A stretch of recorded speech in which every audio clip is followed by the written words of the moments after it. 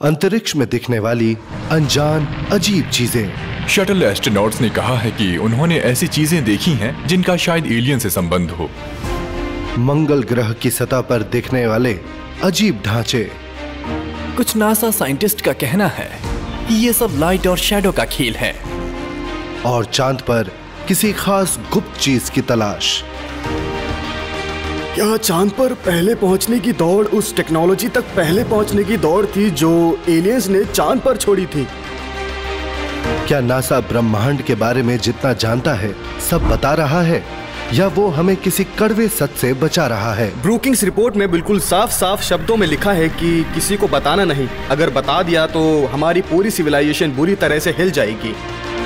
भारत में और दूसरे कई देशों में लोग मानते हैं कि अतीत में दूसरे ग्रहों के लोग धरती पर आते थे, लेकिन क्या ये वाकई सच है? क्या एंशिएंट एलियंस की वजह से ही हमारा इतिहास इतना रहस्यमयी है? क्या हम वाकई एलियंस के वंशज हैं? अगर हाँ, तो क्या हमें इसके सबूत नासा की वजह से मिलेंगे? NASA connection. वो कौन थे? वो क्यों आए थे? वो क्या पीछे छोड़ गए? वो कहां चले गए? क्या वो वापस लौटेंगे? Ancient aliens.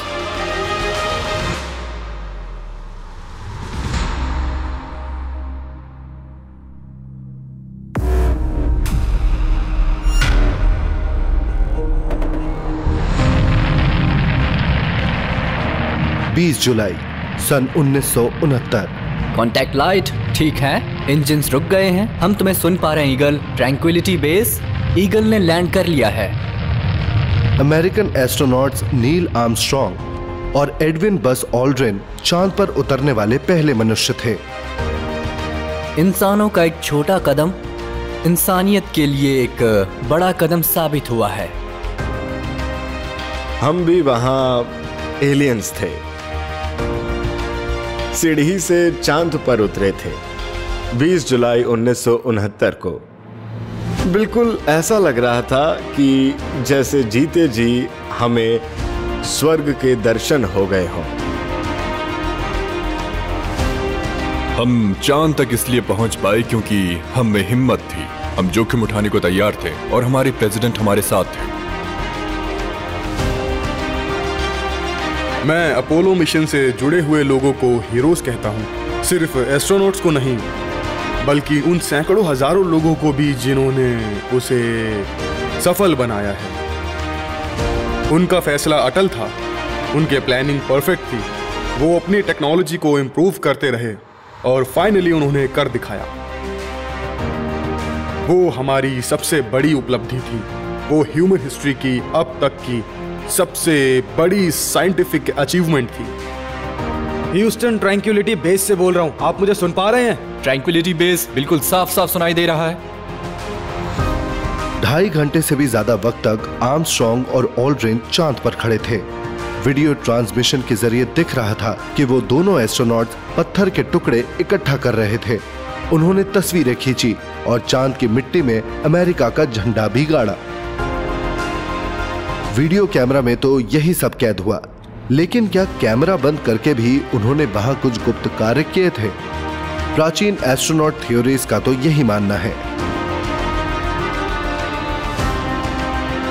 जब अपोलो 11 पहली बार चांद पर उतरा था तो उन्होंने चांद की कुछ खास जगहों की जांच की थी, और जब वो चांद की परिक्रमा कर रहे थे तो कुछ खास एरियाज ही थे जिन्हें वो गौर से एग्जामिन कर रहे थे और तस्वीरें खींच रहे थे। मन में सवाल आता है कि क्या नासा ने पहले से उन जगहों को चुन रखा था, और उन्होंने उस जगहों को इसलिए चुना था क्योंकि उन पर आर्टिफिशियल स्ट्रक्चर्स बने थे जो जाहिर है नेचर ने नहीं बनाए होंगे और उन्हें ये पहले से पता था।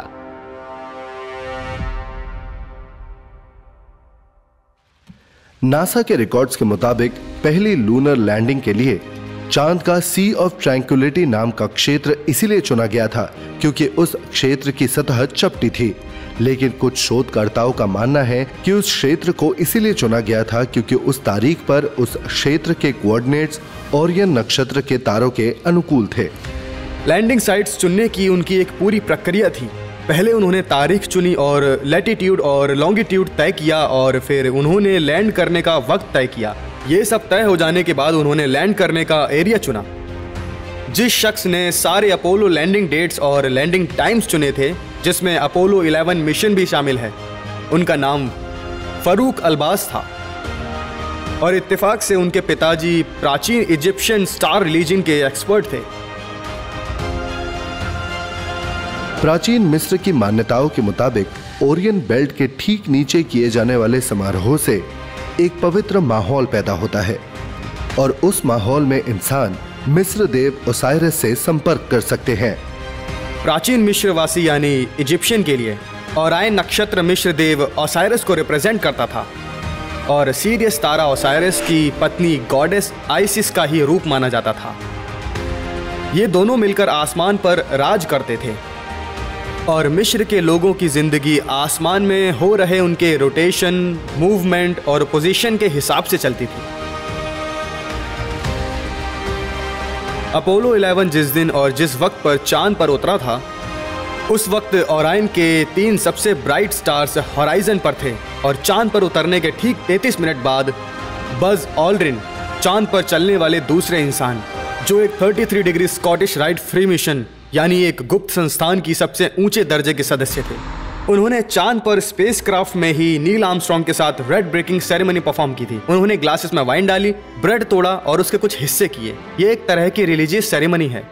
उन्होंने ये जो कम्युनियन परफॉर्म किया था, वैसे तो ये कैथोलिक भी परफॉर्म करते हैं, लेकिन प्राचीन काल में भी क्रिश्चियनिटी रिलीजन के आने से पहले से ये सेरेमनी परफॉर्म की जाती थी। उसे तब मिस्र देव ओसाइरस को चढ़ावा चढ़ाने की प्रथा कहा जाता था। जिस समय हमारे एस्ट्रोनॉट ने चांद पर लैंड किया, वहां ओरायन नक्षत्र, जिसे ओसाइरस का एक रूप माना जाता है, आसमान के क्षितिज पर ही था।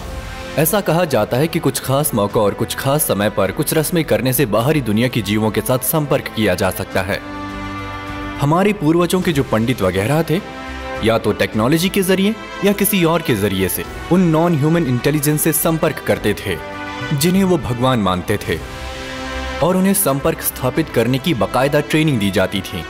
जैसे हमारे जमाने में एस्ट्रोनॉट्स को ट्रेन किया जाता है ताकि वो स्पेस में जा सके।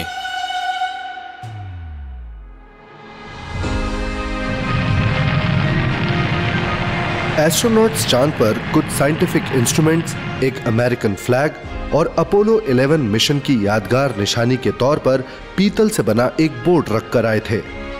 इन चीजों के अलावा कुछ और चौंका देने वाली चीजें भी थी।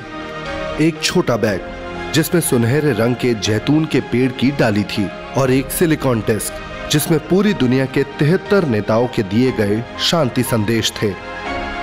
इन चीजों को चांद पर क्यों रखा गया था? क्या नासा को उम्मीद थी कि कोई उन्हें देखेगा या सुनेगा?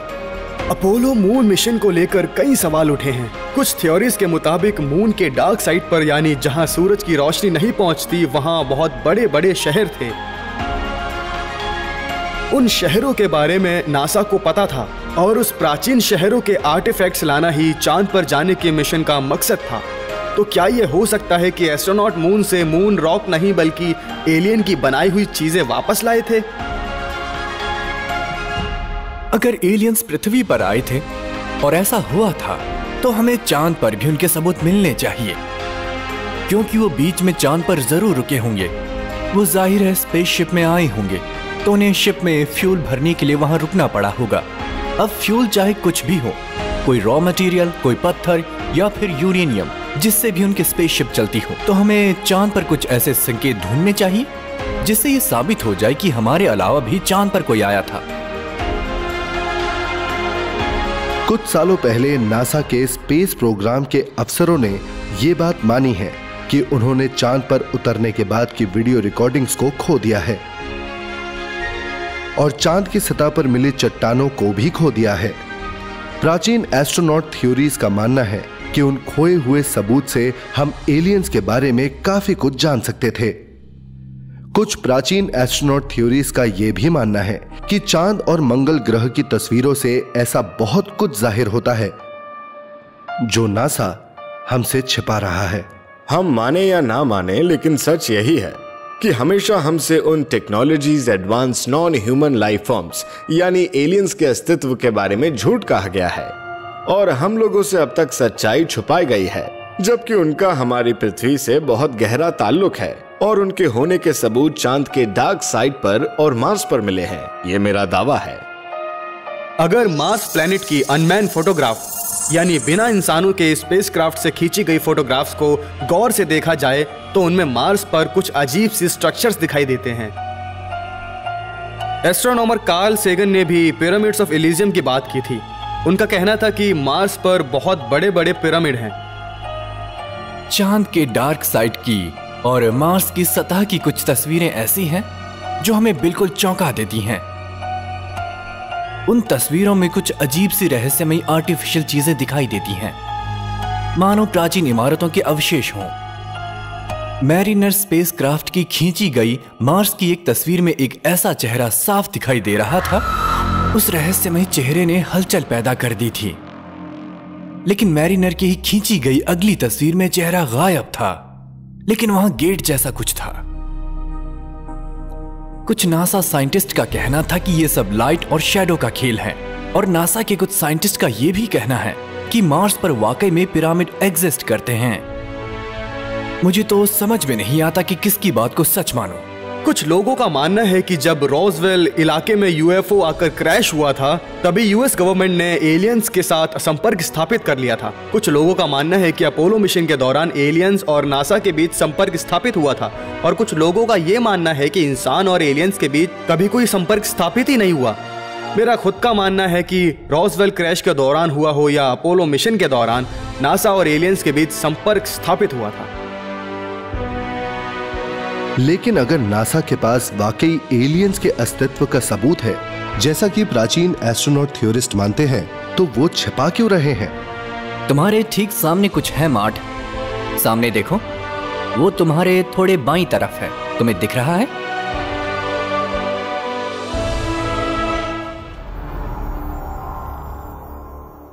इराक को पहले मेसोपोटामिया कहा जाता था, और वहां टाइग्रिस नदी के पूर्वी तट पर आज के शहर मोसुल के ठीक सामने प्राचीन शहर निनवे के आश्वेश पड़े हुए हैं। यहां 1849 में 6000 साल पुरानी मिट्टी से बने सुमेरियन टैबलेट्स मिले थे, जिन पर एलियंस के बारे में उनकी सुमेरियन भाषा में लिखा गया था। विशेषज्ञों ने उस भाषा का अनुवाद करके ये बताया कि अनुनाकी नाम का एक एलियन वंश था। वो सुमेर में आकर बसे थे और इंसानों के साथ उनके शारीरिक संबंध स्थापित हुए थे। कहा जाता है कि सुमर यानी पुराने जमाने के इराक के अनुनाकी वंश ने हम इंसानों को बिल्कुल उनकी तरह बनाया था, जैसे वो हमें बनाना चाहते थे। सुमेरियन एपिक और हजारों साल पुराने टैबलेट्स में मिली जानकारी के मुताबिक अनुनाकी काल्पनिक नहीं थे, वो एक्चुअली उनके साथ पृथ्वी पर रहते थे।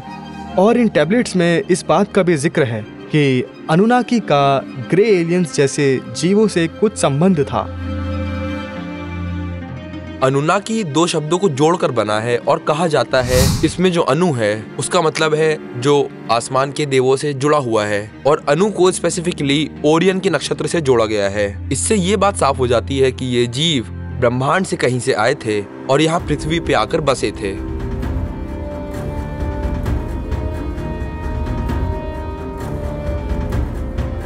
अलग अलग जगहों पर पाए जाने वाले स्कल्पचर्स और केव पेंटिंग से ये बात सामने आती है कि पृथ्वी पर अलग अलग एलियन स्पीसीज आती थी, जैसे छोटे कद वाले और बड़े सिर वाले ग्रे एलियंस,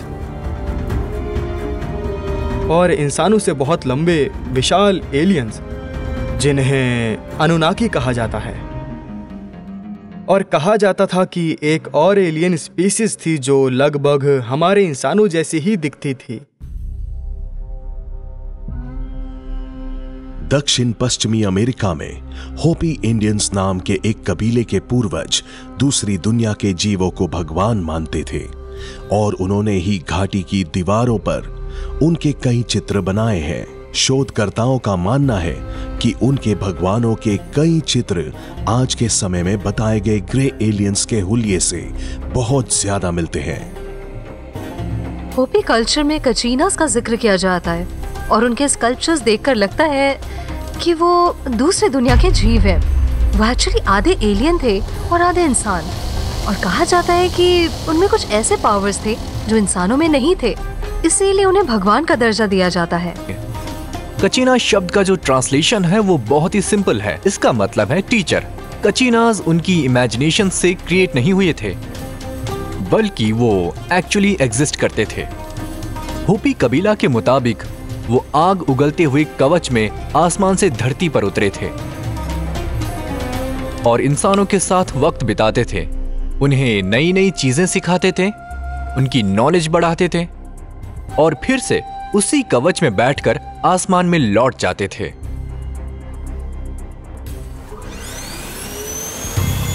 कुछ इतिहासकार कहते हैं वो होपी लोगों के साथ ही रहते थे और जब कचीनास को लगा कि उनका काम हो गया तो वो पहाड़ों पर रहने चले गए, सैन फ्रांसिस्को के पहाड़ों पर, और बाद में वो अचानक गायब हो गए। होपी कल्चर के लोग काचिनास को भगवान मानते थे, लेकिन क्या वो वाकई में भगवान थे? क्योंकि हमें उनके बारे में जो इन्फॉर्मेशन मिली है उससे तो वो एलियंस ही लगते हैं। और सबसे दिलचस्प बात यह है कि बहुत से कल्चर्स में ये बात कही गई है कि आसमान से भगवान आते थे, उन्हें मनुष्य जाति की औरतें बहुत सुंदर लगती थी। होपी कल्चर के लोगों का भी यही कहना है।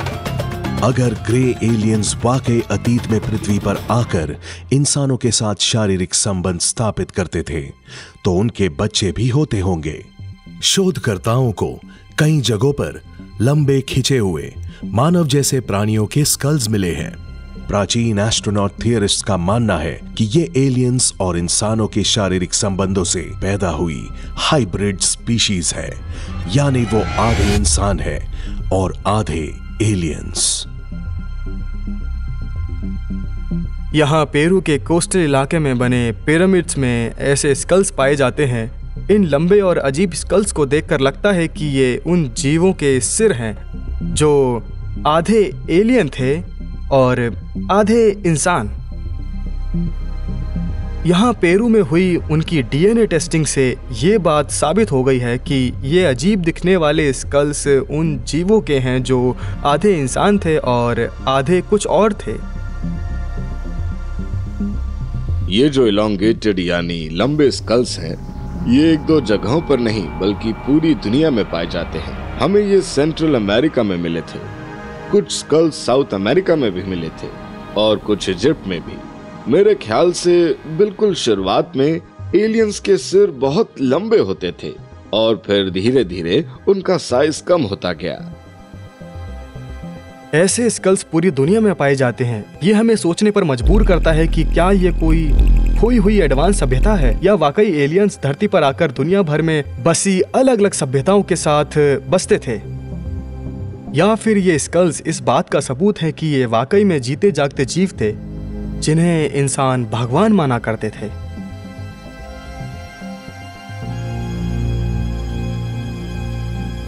ये जीव सभी प्राचीन सभ्यताओं का हिस्सा है। ये एंशिएंट इजिप्ट में बादशाह अखनाटन के राज में पाए जाते थे और पेरू में हो रही लगातार खुदाई में ऐसे जीवों के स्कल्स बहुत सारे पाए गए हैं। अजीब अजीब तरह के स्कल्स पाए गए हैं। उनमें से कुछ स्कल्स तो बहुत ज्यादा बड़े और बहुत लंबे हैं। वो जो भी थे, ये बात तो बिल्कुल साफ है कि उन लंबे सिर वालों को उस वक्त भगवान माना जाता था। क्या 4000 साल पुराने माने जाने वाले ये लंबे स्कल्स वाकई इस बात का सबूत है कि अतीत में ग्रे एलियंस पृथ्वी पर आते थे?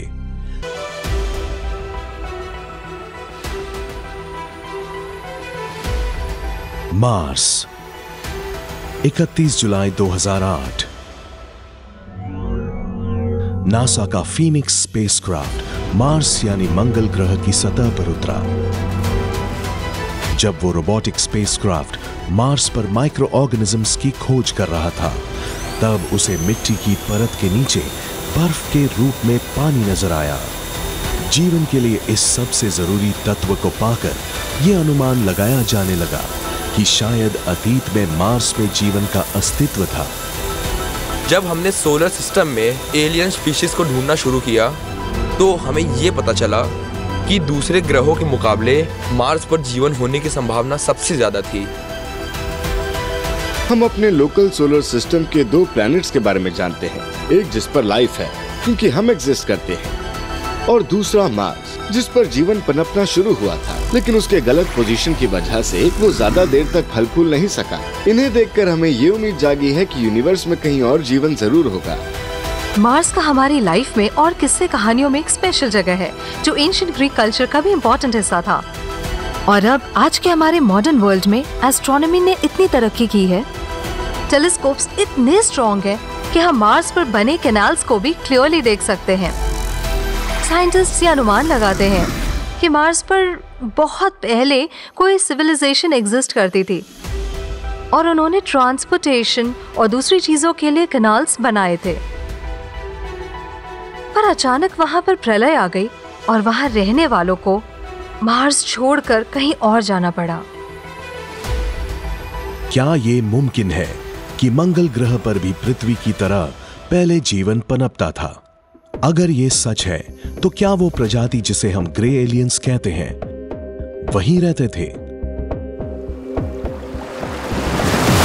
सारी माइथोलॉजीज में मार्स को युद्ध का ग्रह कहा गया है, तो इस संभावना को खारिज नहीं किया जा सकता कि अतीत में शायद 10,000 या 1 लाख साल पहले मार्स पर सिविलाइजेशन एग्जिस्ट करती थी, लेकिन वो सिविलाइजेशन किसी कारणवश नष्ट हो गई और जो थोड़े बहुत जीव बचकर निकल सके वो भागकर पृथ्वी पर आ गए। हमारे पूर्वजों को भी इस बात पर यकीन था कि मार्स प्लैनेट पर जीवन था। मार्स को हमेशा से एस्ट्रोनॉमिस्ट का जुड़वा प्लैनेट मानते आए हैं। ऐसा लगता है कि हमारे डीएनए में ही ऐसा कुछ है जो हमें मार्स प्लैनेट की ओर आकर्षित करता है। और अगर यूनिवर्स में हमारी जैसी प्रजाति एग्जिस्ट करती थी तो उसके सबूत मार्स पर पाए जाने की सबसे ज्यादा संभावना है। हमने आज तक एलियन समझे जाने वाले जितने भी जीवों के चित्र और मूर्तियां देखी हैं वो मानव प्रजाति से काफी ज्यादा मिलते जुलते हैं। तो अगर फ्यूचर में ये डिस्कवर हो कि ये प्रजाति मार्स पर एग्जिस्ट करती थी तो इसमें आश्चर्य की कोई बात नहीं होगी। आज अगर मार्स पर कोई स्पीसीज होगी तो वो अंडरग्राउंड होगी, यानी अगर ग्रे एलियंस मार्स पर एग्जिस्ट करते हैं तो वो जमीन के नीचे एग्जिस्ट करते होंगे। यहाँ पृथ्वी पर भी पास्ट में अंडरग्राउंड लाइफ एग्जिस्ट करती थी, तो हो सकता है कि ग्रे एलियंस वहाँ के रहने वाले हों। अगर मार्स पे पहले जीवन था और इंसानों जैसे अक्लमंद जीव रहते थे तो ये भी हो सकता है पृथ्वी की तरह ब्रह्मांड के दूसरे ग्रहों पर भी जीवन था, या शायद पूरी की पूरी सभ्यता पनपती थी। 5 दिसंबर 2011 वैज्ञानिकों ने नासा के केपलर स्पेस टेलीस्कोप की मदद से ब्रह्मांड में 2 ऐसे ग्रहों को खोजा है जो सूरज जैसे तारों के चक्कर काटते हैं। वो ग्रह उनके सोलर सिस्टम यानी सौर मंडल में हैबिटेबल जोन में है, यानी उस क्षेत्र में जहां पानी और हवा जैसे चीजें हो सकती है जो जीवन के पनपने के लिए जरूरी है। साइंटिस्ट ने हाल ही में केपलर बी और दूसरे नए प्लैनेट्स के बारे में अनाउंस किया है। ये एस्ट्रोनॉमी का गोल्डन पीरियड है। हमारे टेलीस्कोप्स इतने पावरफुल हो गए हैं कि वे दूसरे ग्रहों के चक्कर काटने वाले प्लैनेट्स को ढूंढ सकते हैं। तो सिर्फ हमारे प्लैनेट पर ही लाइट क्यों होगी? केपलर 22b का ही एग्जाम्पल ले लीजिए। वो अर्थ से 2.5 गुना बड़ा है और 290 दिन सूरज के चक्कर काटता है और उसकी प्रॉपर्टीज अर्थ से बहुत मिलती है। तो हो सकता है ग्रे और दूसरे एलियंस इस दूसरी दुनिया से आते हों जिनके बारे में हमें हाल ही में पता चला है। अब हम सच्चाई की बिल्कुल दहलीज पर हैं। साइंस इस केस में नासा ने दूर के ग्रहों को डिस्कवर करके हमें संभावनाओं की दुनिया से निकालकर सच के बहुत करीब कर दिया है। अब एंशिएंट एलियन थ्योरी सिर्फ एक थ्योरी नहीं है, बल्कि मॉडर्न साइंस की रिसर्च की बदौलत धीरे धीरे सच्ची साबित हो रही है। I am sure Kepler telescope से और भी ग्रह दिखेंगे और उनमें से कुछ पृथ्वी जैसे भी हो सकते हैं। वैसे भी नासा की थियरी के मुताबिक हमारी गैलेक्सी में अरबों प्लैनेट्स हैं। उनमें से कुछ प्लैनेट्स पर तो इंसानों जैसे अक्लमंद जीव होंगे। अगर ग्रे एलियंस केपलर 22b जैसे हाल ही में खोजे गए प्लैनेट्स में रहते हैं तो क्या अंतरिक्ष की खोज के दौरान वो पृथ्वी पर आ गए? प्राचीन एस्ट्रोनॉट थियरिस्ट के मुताबिक इस सवाल का जवाब हमें सेंट्रल अमेरिका के प्राचीन टेओटिहुआकान शहर के पिरामिड्स और विशाल पत्थरों से बने स्मारकों से मिल सकता है। टेओटिहुआकान शब्द का मतलब है वो जगह जहां इंसान भगवान से मिलता है। टेओटिहुआकान शहर को वहां इसलिए बनाया गया था क्योंकि टिओटिहुआकान में इतिहास में कभी न कभी दूसरे ग्रह का कोई जीव जरूर आया था। शोधकर्ताओं के मुताबिक टिओटिहुआकान के 3 मुख्य पिरामिड्स को ओरायन नक्षत्र के 3 सबसे ज्यादा चमकने वाले तारों के साथ अलाइन करके बनाया गया था। चौड़े रास्ते पर छोटे स्ट्रक्चर्स को ऐसे पोजीशन किया गया था जैसे सोलर सिस्टम में ग्रहों की पोजीशन होती है। टिओटिहुआकान का एक मेन रोड है और वो रोड बहुत ही बड़ा है और उस रोड पर छोटी छोटी बहुत सी इमारतें हैं जो ज्यादातर पिरामिड्स हैं। हर पिरामिड्स की पोजीशन हमारे सोलर सिस्टम के एक प्लैनेट जैसा है और हर 2 इमारतों के बीच उस तरह का फासला है जिस तरह सोलर सिस्टम के 2 प्लैनेट्स के बीच होता है। यहाँ तक कि एस्ट्रॉइड बेल्ट के छोटे छोटे एस्ट्रॉइड्स को भी इसमें शामिल किया गया है। बीच में सन है, फिर मरकरी, वीनस, मार्स है और मार्स और जुपिटर के बीच में एस्ट्रॉइड बेल्ट है। फिर यूरेनस, नेपच्यून और प्लूटो आते हैं। लेकिन बिना टेलीस्कोप और टेक्नोलॉजी के उन्हें इतना सब कुछ कैसे पता चला था? और अगर हम पिरामिड्स की बात करें तो उनका भी एक स्पेशल ज्योमेट्रिकल शेप है। इनफैक्ट इन पिरामिड्स के लोकेशंस को अगर अर्थ पर मार्क किया जाए तो एक बहुत ही कॉम्प्लेक्स ज्योमेट्रिकल ग्रीक पैटर्न बनता है और जो भी सभ्यता इस कॉम्प्लेक्स पिरामिड नेटवर्क के लिए जिम्मेदार थी वो मेरे ख्याल से बहुत ही एडवांस्ड रही होगी। हो सकता है वो एलियंस थे।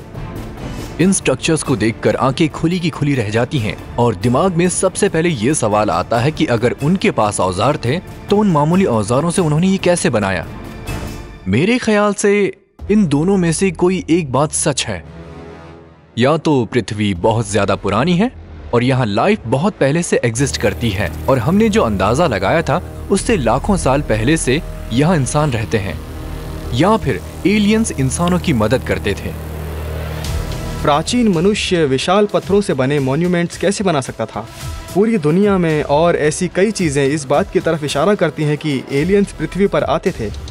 हमारे पास बहुत सारे सबूत हैं। हमें कई जगहों पर, फॉर एग्जाम्पल आर्मीनिया में ऐसे कार्विंग्स मिले हैं जो दिखने में बिल्कुल ग्रे एलियंस जैसे हैं। सुमर यानी पुराने इराक में हमें ऐसे छोटे छोटे स्टैचूज मिले हैं जो बिल्कुल ग्रे एलियंस जैसे दिखते हैं। इन सबूतों को देखकर लगता है कि ग्रे एलियंस एग्जिस्ट करते हैं। क्या ये है पेलेन्के का राजमहल। इसे 18वीं सदी के अंत में स्पेन के कुछ आर्कियोलॉजिस्ट ने खोजा था। ये शाही महल और उसका आंगन इस प्राचीन शहर के खोजे हुए अवशेषों में सबसे बड़ा और सबसे ज्यादा रहस्यमय है। शोधकर्ताओं का मानना है कि महल के बीचों बीच स्थित 4 मंजिला टावर इसीलिए बनाया गया ताकि मायन बादशाह और पुरोहित सूरज और तारों की दशा के ऊपर नजर रख सके। ये पेलेन्के में यहाँ का मुख्य महल है और इस वेधशाला की एक असामान्य विशेषता ये है कि जो सितारों को देखने के लिए एक विशाल टावर उपयोग करती है और साथ ही पूरे महल में ये असामान्य टी आकार की खिड़कियां हैं और उन्होंने सदियों से पुरातत्वविदों को चकित किया है।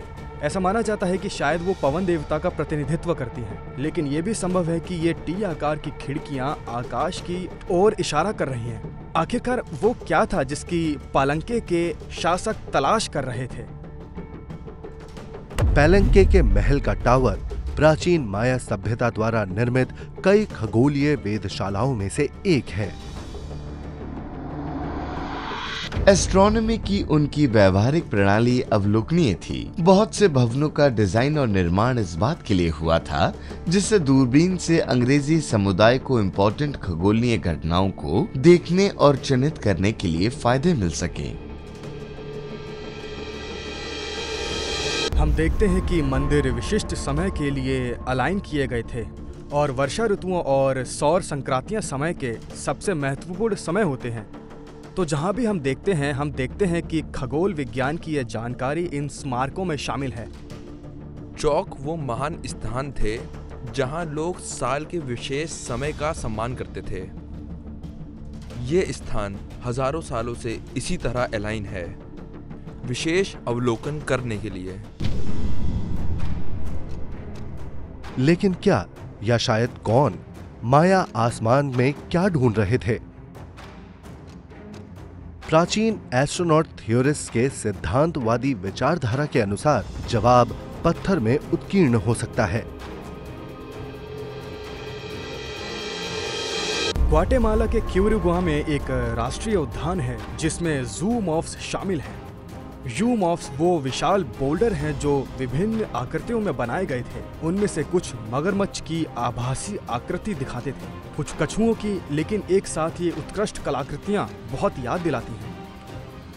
खासकर एक बोल्डर पर जिसे देखकर ऐसा लगता है कि एक आदमी स्पेसक्राफ्ट के कॉकपिट जैसी दिखने वाली जगह में बैठा है, लेकिन वो एग्जैक्टली कॉकपिट जैसा नहीं दिख रहा था।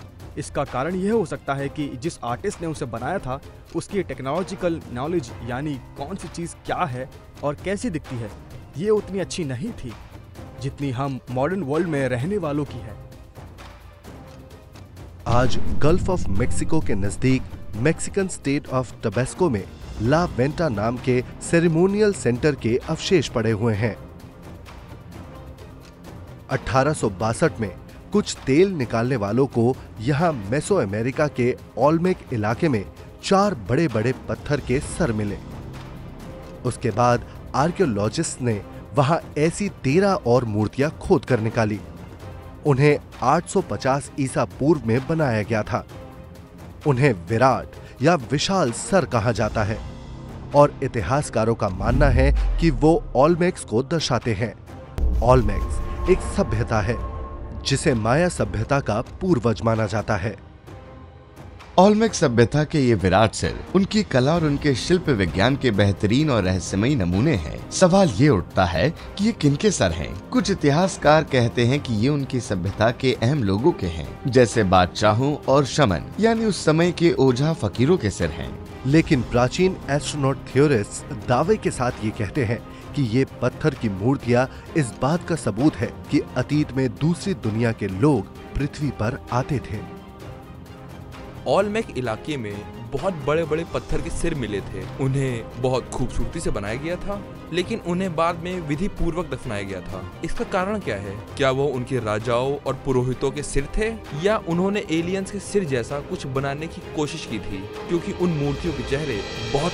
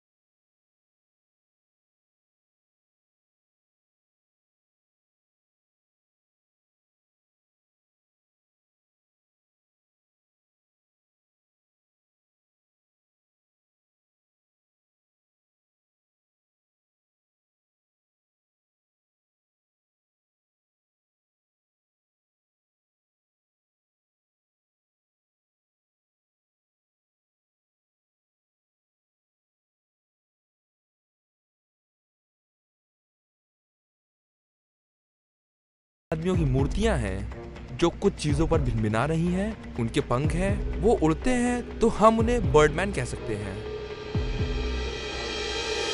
लेकिन क्या ये पत्थर की मूर्तियां वाकई इस बात का सबूत है कि मायंस का एलियन से गहरा संबंध था? अगर आपको ये बात चौंका देने वाली लग रही है तो ये सुनिए। प्राचीन एस्ट्रोनॉट थियरिस्ट का कहना है कि उनके पास इस बात के भी सबूत है कि कुछ प्राचीन मायंस शासक शायद खुद ही दूसरी दुनिया के जीव थे।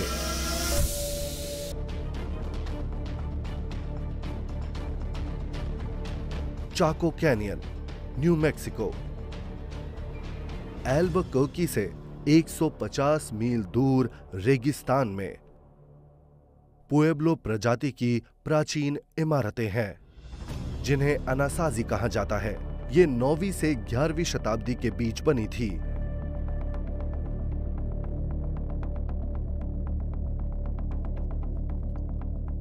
ये पेब्यूलो बोनिटो गांव है। ये ब्रह्मांड में हमारी साख को बताता है।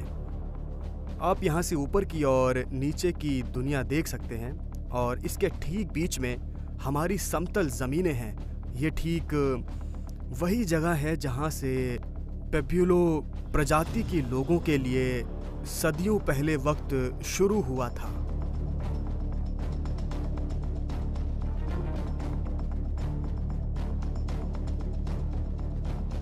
रिसर्चर्स का मानना है कि अनासाजी लोगों ने अपनी सभ्यता को बेहद शानदार, बेजोड़ इंजीनियरिंग, गणित और एस्ट्रोनॉमी के ज्ञान से बनाया था। उन्होंने किसी तरह से एक ऐसा शहर बनाया जो गोल था, जिसकी सड़कें बिल्कुल सीधी थीं। उस शहर का पूरा स्ट्रक्चर इस बात की सही जानकारी देता था कि चांद और सूरज 92,000 चक्कर काटते हैं। उन्होंने ये शानदार जियोमेट्री पत्थरों पर कर दी थी। उनकी बनाई इमारतों में काफी शानदार इंजीनियरिंग स्किल्स का यूज हुआ है और तब के लोगों के पास ऐसी स्किल्स का होना असंभव सा लगता है। ये तभी हो सकता है जब उनकी मदद किसी एडवांस सिविलाइजेशन ने की हो। अनासाजी लोगों ने चाको कैनियन इस तरह से बनाया जैसे वो ऊपर की किसी शक्ति का मान रख रहे हों या उनके द्वारा निर्देशित हों। इसलिए चाको कैनियन को एक ज्ञान स्थल ही कहा जा सकता है और वो ज्ञान शायद उन्हें बाहरी शक्तियों से मिला था।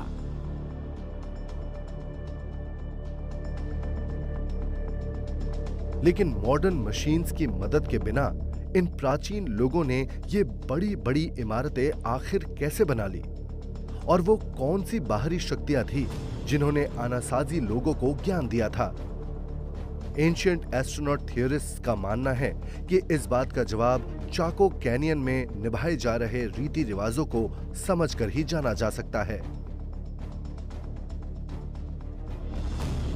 अगर लोकल प्रथाओं की माने तो अनासाजी लोग क्रिस्टल स्टार गेजिंग नाम के एक पवित्र रिवाज को मानते आ रहे थे, जिसका संबंध टाइम ट्रैवल से था।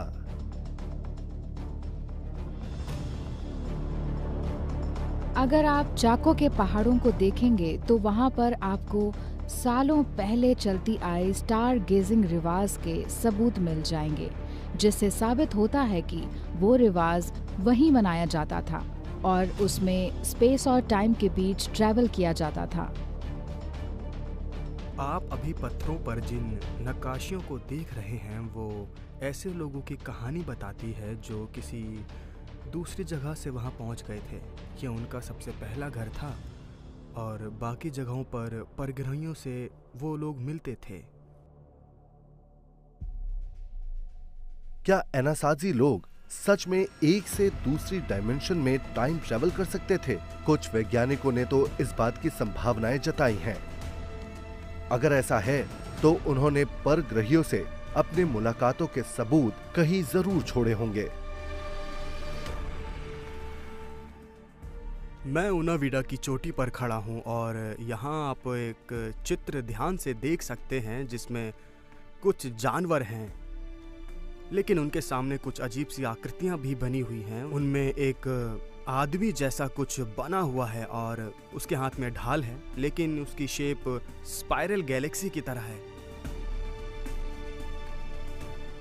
नेटिव अमेरिकन लोगों की संस्कृति में ये बात साफ साफ बताई जाती है कि हम सब ब्रह्मांड की एक बड़ी स्पाइरल गैलेक्सी का हिस्सा हैं।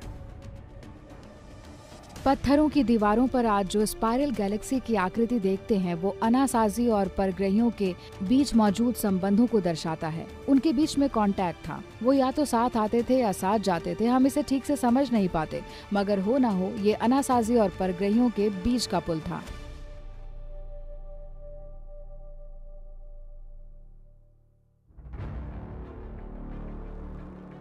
यहाँ ये कुछ बहुत ही इंटरेस्टिंग सा है। ये कुछ प्राचीन चित्र मिले थे जिसमें से एक बाकी तीनों के ऊपर कुछ एंटीना जैसे रखे हुए था। कुछ लोगों का मानना है कि ये उस स्थिति का चित्र है जब मानव सभ्यता की अचानक से शुरुआत हुई थी। होपी सभ्यता की पुरानी कथाओं की माने तो नेटिव अमेरिकन्स को अनासाजी लोगों का ही वंशज माना जाता है। इन्हीं प्राचीन लोगों ने उन्हें ब्रह्मांड के पहले विध्वंस के समय बचाया था। एंट प्रजाति के लोगों को काफी विशेष समझा जाता है। ये शायद वही परग्रही शक्तियां हैं जिन्होंने पाबुयालो लोगों को कई बार अंडरग्राउंड करके आपदाओं से बचाया था। यह एक रोचक बात यह भी है कि प्राचीन सुमेरिया में भी वो अनुनाकी देव की पूजा करते थे और उन्हें भी दूसरे ग्रह से आया हुआ रक्षक समझा जाता था। यहाँ अनु का मतलब एंट यानी चींटी है और नाकी मतलब दोस्त होता है, तो इसकी संभावनाएं हैं कि अनुनाकी का मतलब चींटी जैसे दोस्त हो जिनके बारे में होपी सभ्यता के लोग हमें बताना चाह रहे थे। क्या प्राचीन सुमेरिया के अनुनाकी देवता कई हजारों साल पहले चाको कैनियन में भी आते जाते थे? कई रिसर्चर्स का यही मानना है। शायद इस प्रश्न का उत्तर विंग मेकर सभ्यता की कथाओं में मिल सकता है। 1972 पर्वतारोहियों के एक ग्रुप को चाको कैनियन की गुफाओं में कुछ पेंटिंग्स और ऐसे अभिलेख मिले जो प्राचीन सुमेरियन सभ्यता से मैच करते थे।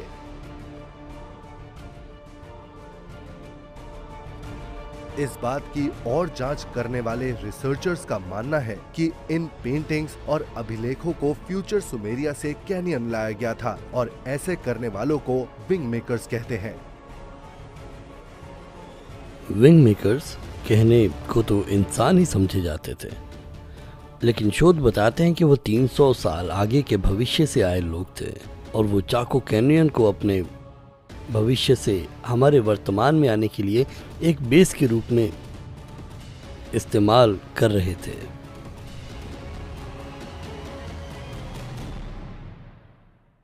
मेरा भी यही मानना है कि विंग मेकर्स हमें हमारी भविष्य की झलकियां दिखाने आए थे कि वो कैसा होने वाला था।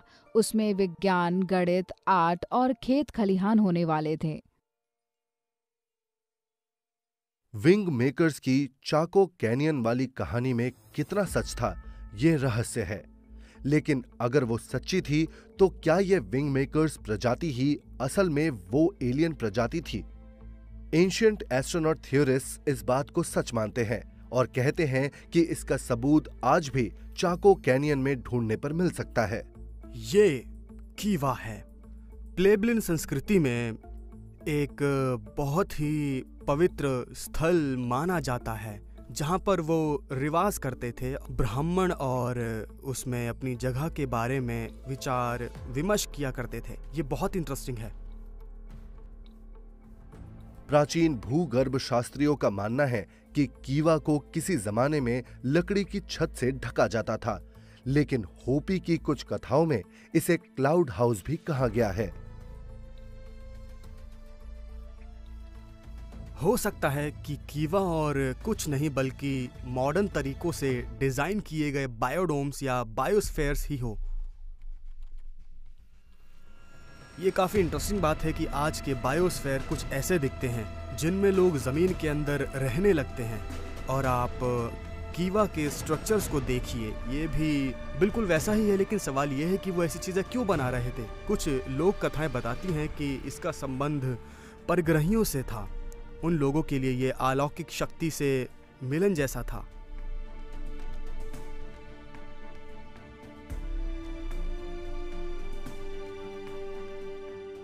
क्या ये संभव है कि परग्रहियों ने चाको कैनियन में ठीक वैसे ही बायोस्फीयर्स बनाए जैसा आज हमारे साइंटिस्ट दूसरे ग्रहों में बनाने में जुटे हुए हैं?